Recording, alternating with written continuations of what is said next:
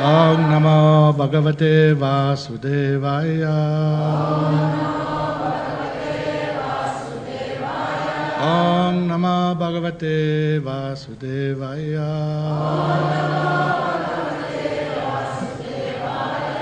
Reading from the Srimad Bhagavatam's Canto 6, Chapter 4, entitled the Hamsa Guhya Prayers. Text 51. It says up there to text 54, which is the end of the chapter. The purport that Prabhupada gives is on text number 52. The verse on the board is text number 54. So, first I guess I'll read how to do this.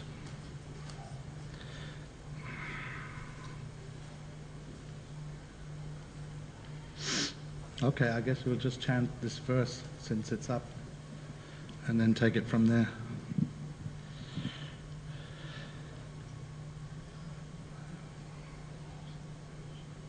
Shri Sukha Uvacha Shri Sukha Uvacha Iti Yuktva Misatas. Okay, I'll do word for word. Misatatasya Iti Uktva Misatastasya Bhagavan Vishvabhavana Bhagavan Vishvabhavana Swapna Upalabdha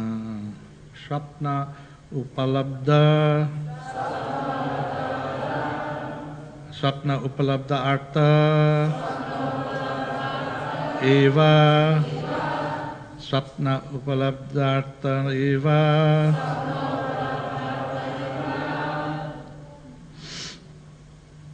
Tatra Eva Antardade Hari Tatraivantardade Hari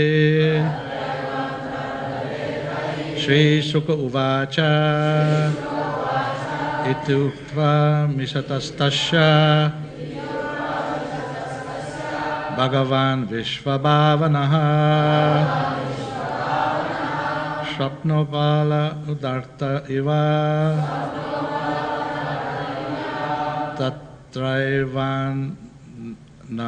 Tattavanta Dade Hari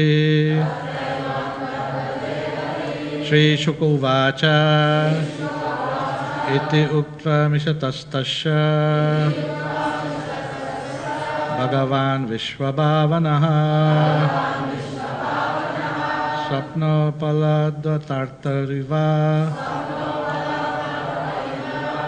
Tatraiva Dade Hari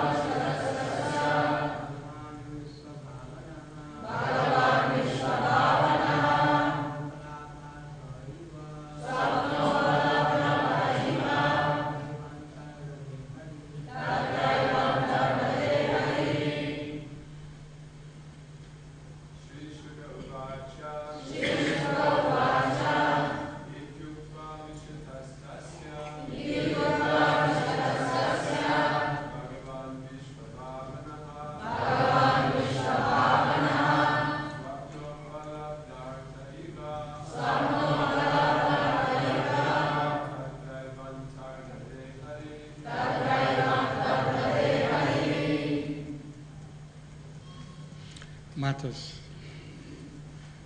Matatis.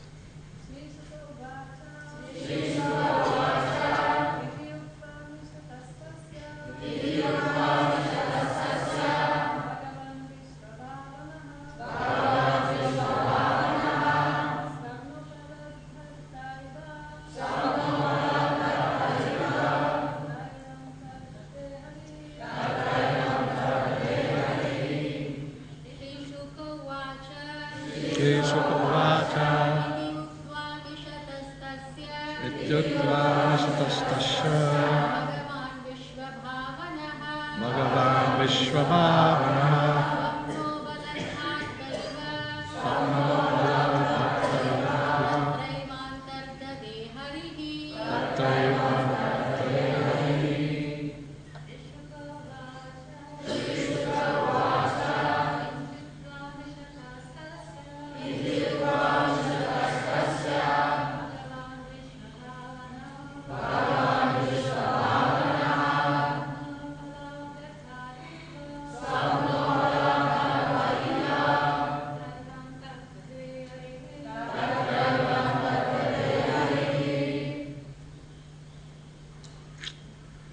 Hare Krishna.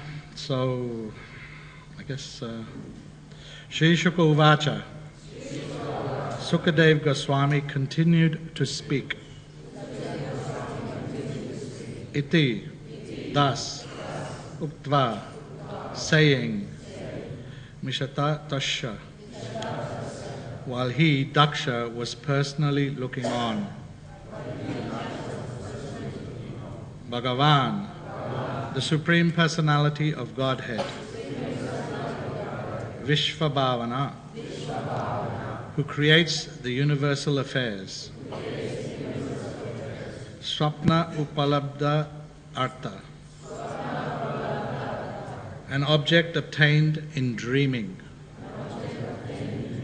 Eva, like, Tatra, there, Eva, certainly, Anta Dadhe, disappeared. Hare, the Lord, the Supreme Personality of Godhead. I'm going to have to go back now. Before I read the verse, I'll read the verses that we skipped. And there's a purport by Srila Prabhupada in that line. Text 51. Oh, my dear son Daksha, Prajapati Panchajanya has a daughter named Akshini, whom I offer to you so that you may accept her as your wife. Text 52. Now, unite in sexual life as man and woman, and in this way, by sexual intercourse, you will be able to beget hundreds of children in the womb of this girl to increase the population. Purport by Srila Prabhupada. The Lord says in Bhagavad Gita 7:11, Dharmo viruddha bhuteshu kamoshmi. I am sex that is not contrary to religious principles. Sexual intercourse ordained by the Supreme Personality of Godhead is dharma, a religious principle, but it is not intended for sense enjoyment.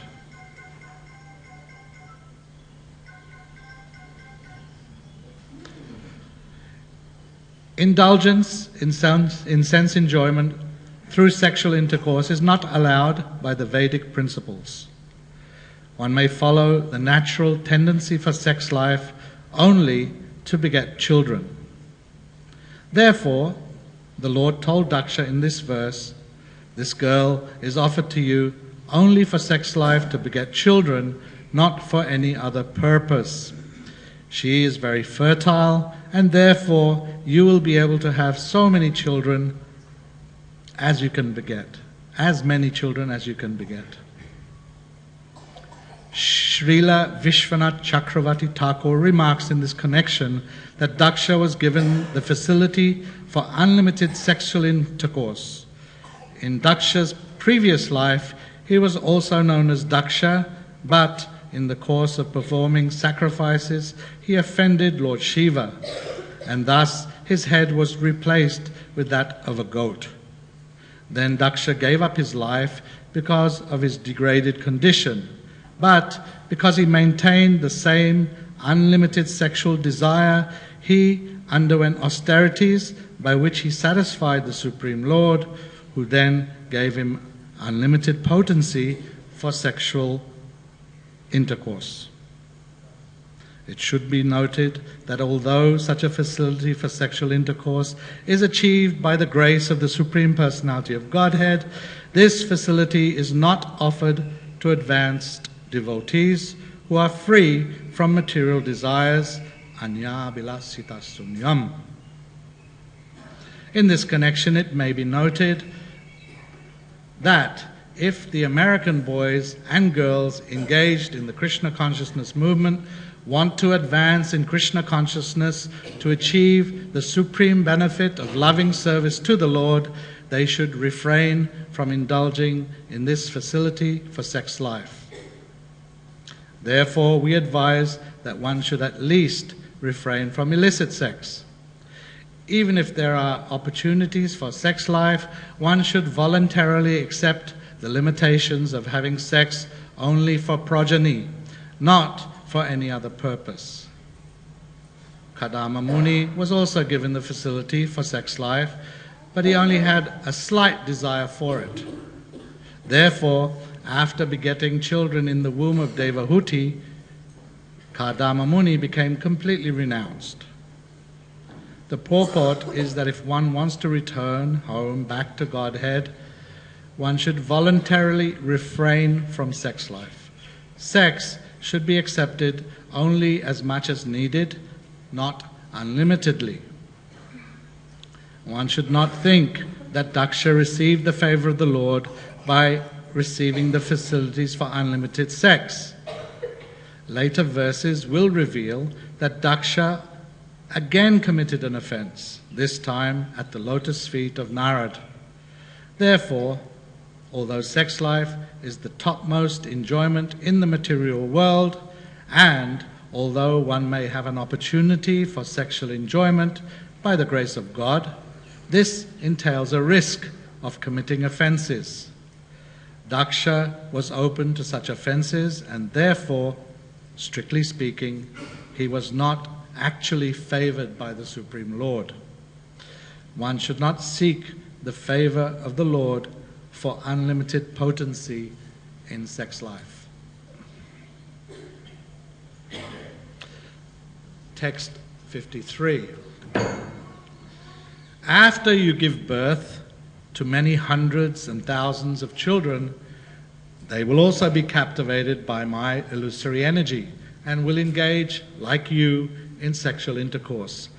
But because of my mercy to you and them, they will also be able to give me presentations in devotion.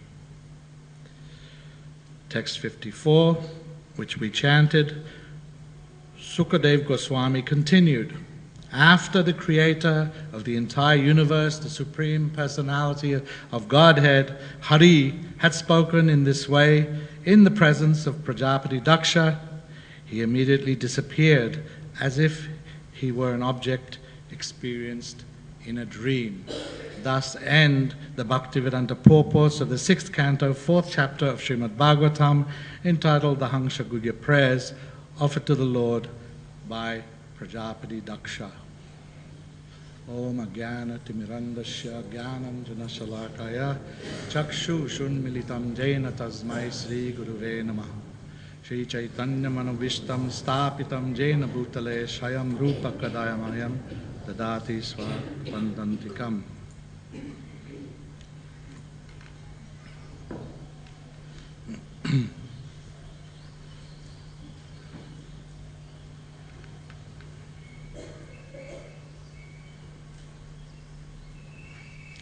Now, unite in sexual life as man and woman, and in this way, by sexual intercourse, you will be able to beget hundreds of children in the womb of this girl to increase the population.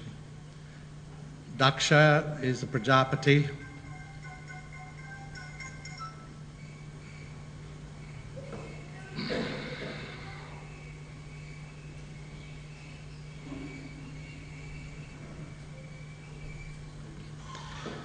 So one of the fathers, one of the progenitors of the population of this material world.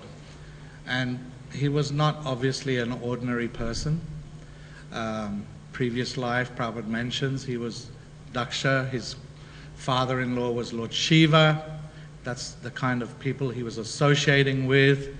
So very advanced type of a person, but nevertheless, according to the Vishwanath Chakravarti, he was addicted to sex life, so the facility was there. Krishna, the Lord, the Supreme Lord, gave him the facility to engage in that way. That was his service, to procreate and fill up the universe with progeny, with living entities. So Prabhupada gives a lot of warnings here to us, and only the American boys and girls.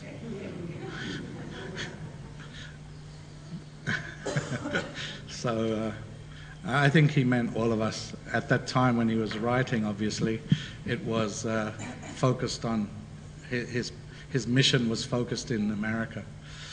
So he's talking about the American girls and boys, but I think it's a message for all of us.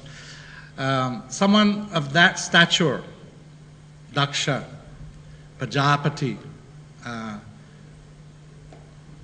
and it's his service. He's engaging in you know, the universe is it's in the beginnings of that particular cycle, and the universe has to be filled up. So that's his service, and he's got the facility. The Lord himself comes before him. That's also a very extraordinary situation. I mean, we get that facility every day, but it's not quite the same. It could be the same. Maybe for some of us it is, but in general, it's not the same.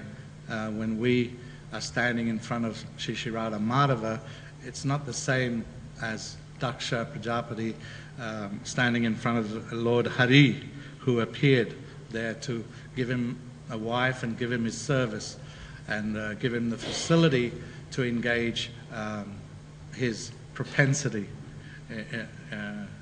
to engage like that. So, you know, always we need to, or at least I like to relate it, or try to relate it to what our situation is and how we, what kind of lessons we can find in there. And Prabhupada says very clearly that this kind of sex life, this sex indulgence is not recommended for devotees. Devotees shouldn't be thinking in that way. It's the highest pleasure in the material world that's mentioned by Prabhupada, and therefore naturally as living entities who are trapped here in the material world, we have that tendency. That's what we want. But when we take initiation, we vow. We make vows, and one of those vows is no illicit sex. So sex life within marriage for creating progeny.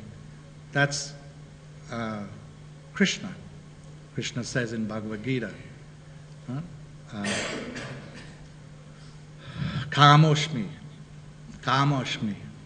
So he is that sex life. He is that sex life, which is specifically for creating progeny, not for self-indulgence or sense gratification. That's not Krishna. That kind of sex life is not Krishna. So it's all about consciousness again. We see you get different activities, you engage in different activities, and depending on the consciousness, the result is different. You can be working in publishing, and you can be creating so many, working very hard in publishing, but if the consciousness is that you're doing that work for your own benefit, then that's, there's no benefit, in fact, on a spiritual level. But that same work, that same publishing, if you're doing it for pushing on the mission of the Krishna consciousness movement, Srila Prabhupada's mission, if you're doing that same exact work, it's eternally beneficial, and it will take you home. It's a different thing. So the consciousness is the important thing. The activity is the same.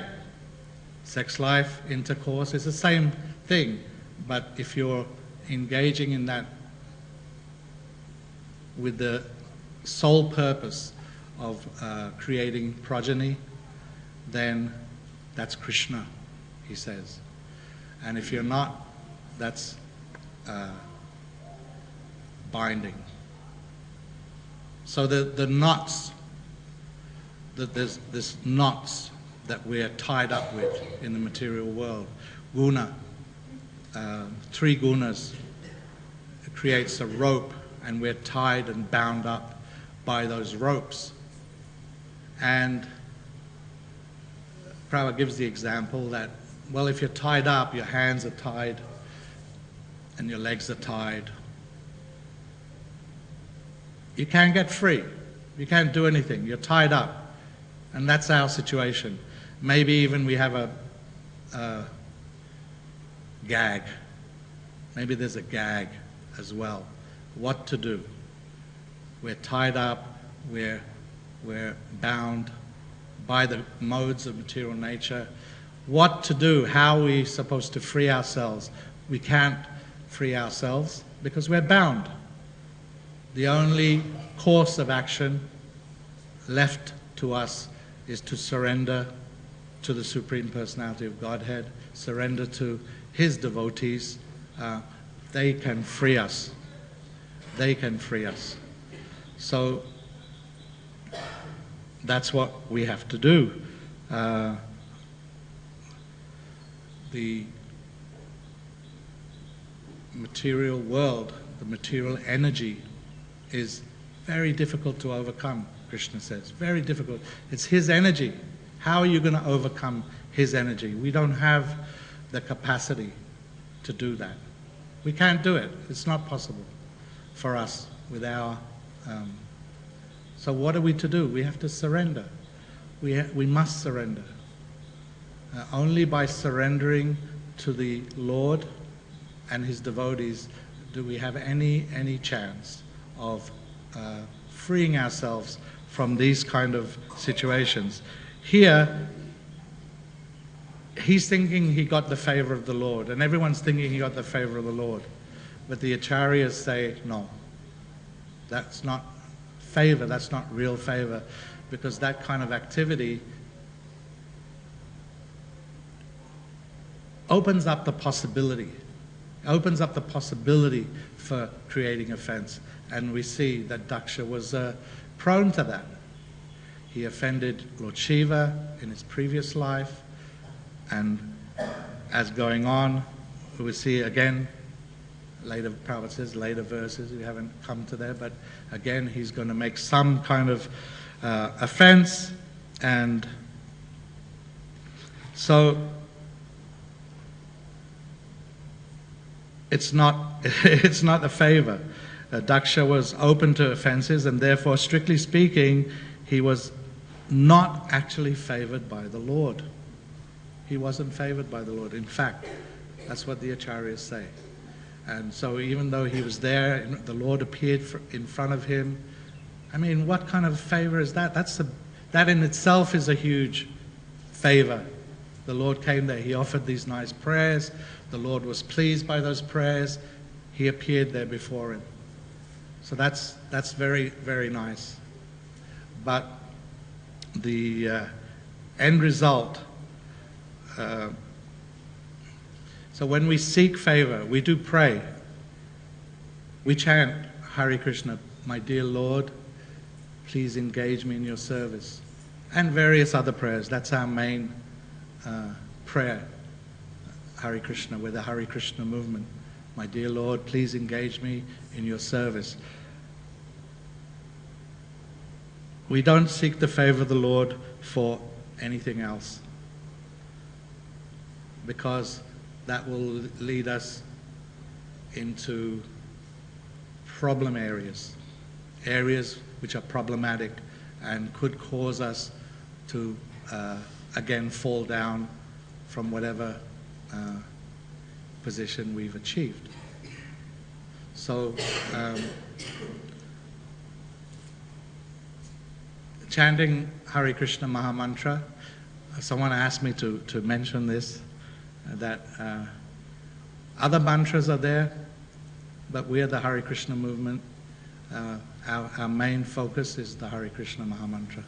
So when we're doing kirtan, Hare Krishna is the main, should be the main chant. We went through this morning's kirtan without a Hare Krishna. That's what happened, right? Little bit. So I just mentioned that because someone asked me to. And he's right. He's right. The Haribol, Prabhupada didn't, he didn't appreciate that so much. And even here, I remember he sent someone down to the temple, tell them to chant Hare Krishna, back in '77. So anyway, seeking the favor of the Lord, that's what we're all doing. We're here. We're seeking the favor of the Lord. We're tied up. We can't do anything ourselves. We agree on that, right? Everyone agrees on that understand. Everyone has that understanding. Or do you think you can do it yourself? I think it's clear. We're not capable of doing anything ourselves because we are bound by the ropes of the three modes of material nature. We're under that influence. So we have to seek the favor of the Lord and His devotees. And because the Lord is very kind, and because the devotees are also very kind, we have to be careful on what favors we seek. This is an extreme case, and there's extenuating circumstances for. I mean, he's doing service, but for us, sometimes I see devotees. They seek.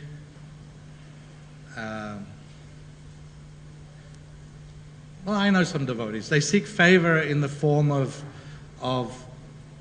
some business opportunity or something that they want to make money for Krishna.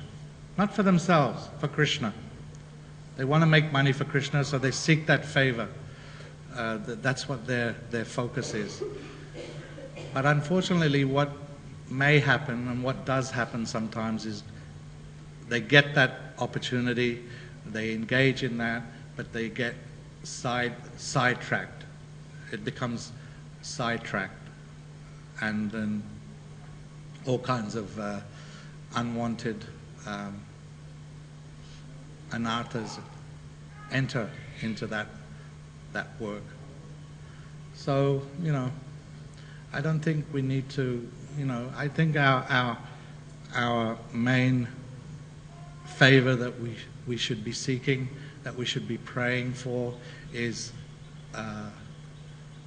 the direct service of the Lord, engaging in the mission of our spiritual master,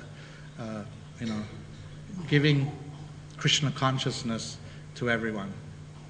But before you can give Krishna consciousness to others, you actually have to have it, or at least represent someone who does.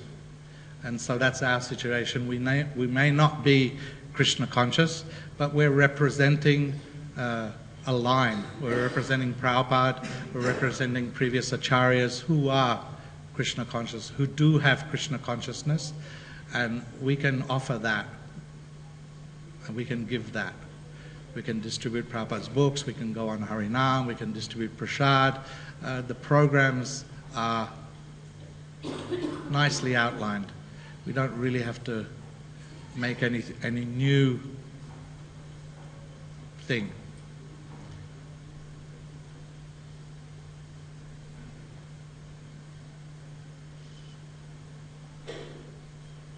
Are there any questions or comments?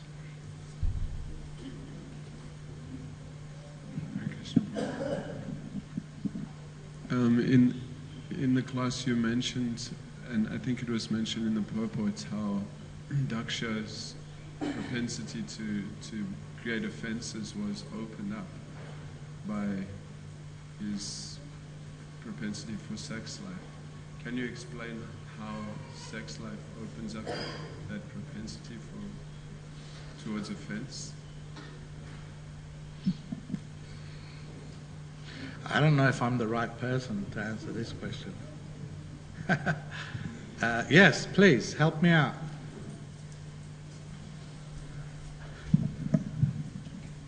First of all, thank you very much. I'm really glad I got to hear you speak. I realize you don't speak that often, and I appreciate you sharing with us. Srila Prabhupada compares him with Kardama Muni in the purport. And we saw that Kardama Muni, he ended up getting the Supreme Lord as his son. What's the difference between the two? You could say several things, but in this regard, pride. You know, Daksha is a very proud man. Pride makes us absorbed in us and our abilities instead of recognizing, as you were emphasizing, what can we do? We're bound up, but we're so foolish. Even though we're bound, we think we're the doers, we're special. And so it's amazing the Lord accepted his service. He said in the next to last verse, he would accept your service and his son's service, but his desire wasn't even really the pleasure of the Lord. It was his sex desire. So he wasn't desiring the Lord's pleasure, and he was proud. Combine the two, and you're just waiting for a big slap. Offending devotee being the worst kind of way you could set yourself up for suffering. So, yeah, the more sex life is what makes us think we're the body, and if you think you're the body, you're going to be proud. The false ego, just, how big and thick can it be? Sex life will only make it seem more and more and more prominent and real to us instead of surrendering to the pleasure of the devotees and the Lord. Yeah, thank you. That's good. Just quickly, last night I was reading in Shrutakirti's memories, and one day Srila Prabhupada was listening to Kirtan, and he looked at Shrutakirti and he said, they're doing so many things. They may chant Nitai Gaura Hari Bol, but I will chant Hare Krishna and go back home to Godhead. Hari Bol, Hari Bol. Yeah, so the sex life, the sexual intercourse that Daksha was engaging in, it was for the purpose of producing progeny on the order of the Lord. So that's, Krishna says, that's him. But along with it, as Prabhu pointed out, other things come just because of that activity. So even though he was engaged and it was a religious principle, pride, as Prabhu said, all those things, and then the progeny comes. Oh, look at these fine, upstanding persons that I've created, right? So that kind of mentality was there. He had the mentality. It was being dovetailed. We're told, dovetail all your propensities in the service of the Lord. We have various propensities because of the bodies that we've received, because our previous karma, whatever it is. We have propensities. So engage those propensities in the service of the Lord somehow or other, and that will free us that will help us. So he's doing that to some extent, or to a big extent. He's doing it to a big extent. The Lord's right there in front of him saying, here's your wife, here's the lady, she's very fertile, go for it. So he's acting on the order of the Lord. But the consciousness is not pure. The consciousness, that desire is still there. And therefore, because the consciousness is not pure, offenses can enter. And if he has to be careful of that, what to speak of us, what to speak of our position, which is nowhere near, speaking for myself at least, nowhere near Daksha Prajapati, right? So we have to be so careful. The mind is completely going here and there, you know. We want to enjoy looking at beautiful things, we want to hear beautiful things, we want to smell beautiful things, we want to taste beautiful things.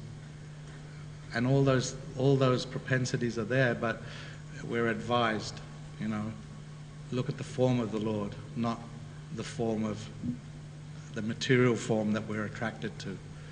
Smell the beautiful flowers and incense offered at the feet of the Lord, not those things that we're attracted to. Hear the narrations and pastimes of the Lord, not Bollywood or whatever Pink Floyd, whatever we're attracted to, hearing, etc., etc. Right? Mataji. I wonder about when Krishna says, I am sex life for procreation. When Krishna says, I am sex life for procreation, I wonder what that means, because we have like examples which are not so clear, at least for me, like let's say, we know in many devotee marriages there is sex life going on without wanting to have children, it's just for enjoyment. So then would that not be Krishna? And also then we have another situation where, because I worked in an IVF clinic for many years, and yeah, the way they do the kids there, it's like, is that Krishna? And they are procreating. And then there are other situations where single mothers, they just, you know, get a sperm and then they get pregnant. So is that Krishna? So there are like different, you know, cases which one could... Well, all the cases that you mentioned, the answer would have to be no, isn't it? Because Krishna says, I am sex life, which is according to religious principles. And Prabhupada explains that means sex life specifically for procreation of, you know, I think it was Bhaktisiddhanta Saraswati Thakur who said, have 100 children, as long as you can make them all Krishna conscious. Have 100, 200, why not? But you should be able to make them Krishna conscious. Otherwise, don't bother, right? So sex life, according to religious principles, is not at the IVF clinic, or even within marriage, if it's just for sense gratification, or even, or all those examples you gave. That's not sex life according to religious principles. That's not Krishna. It's not. I think we're clear on that, no? That's pretty clear, no? Is there? Well, it was married couples who were going to the IVF clinic for procreation. That's okay. That's okay. And I mean, I don't want to get into the details of that. We find in the scripture that that kind of thing also was happening in the scripture in a different way. When you know, someone couldn't themselves create, then the brother was called. Or there are situations where IVF it's okay, but you know, the consciousness. We have to again go back to the consciousness. What is the consciousness of the people?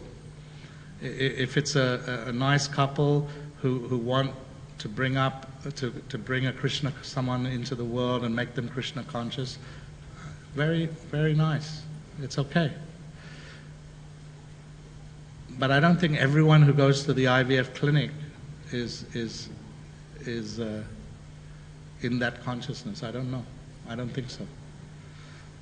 Right? So, you know, we always have to look at the consciousness behind the activity. Then we can get a little understanding of where it's at. Consciousness is the important thing. The activity may be the same, but the consciousness is what's important. So, even, I mean, I may go, maybe I'm stepping over the line, but I say even if you know you're engaging in sex life for creating progeny, but the consciousness is not proper. I don't know. Is Krishna there? I don't know. I don't think so.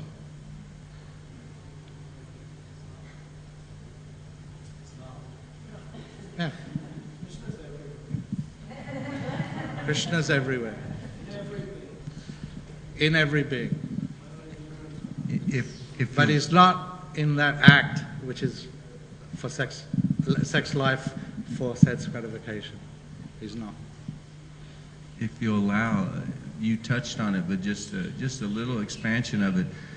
Some people may think the 50 rounds is difficult. In reality, that's the easy part. So you may be Krishna conscious with your desire when you want to impregnate your wife or vice versa.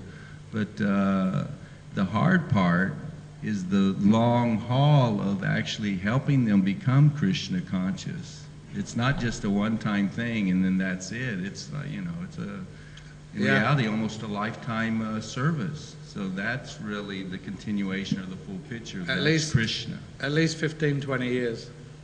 At least. Yeah. And then you can.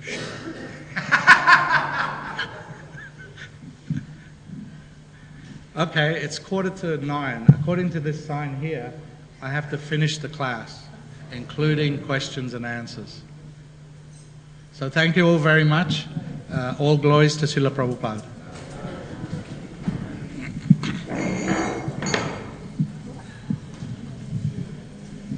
Hare Krishna. Just a small announcement for those who had missed in the Mangal Aarti. We have a cow therapy seminar today, which was earlier scheduled in MCS Hall, Community Hall. Now it's going to be in Gada Conference Hall. So the seminar in short is going to present the medicinal powers of Gomata, her aura energies, and her Panchagavya, milk, curd, urine, etc. from the Ayurvedic and modern scientific perspective.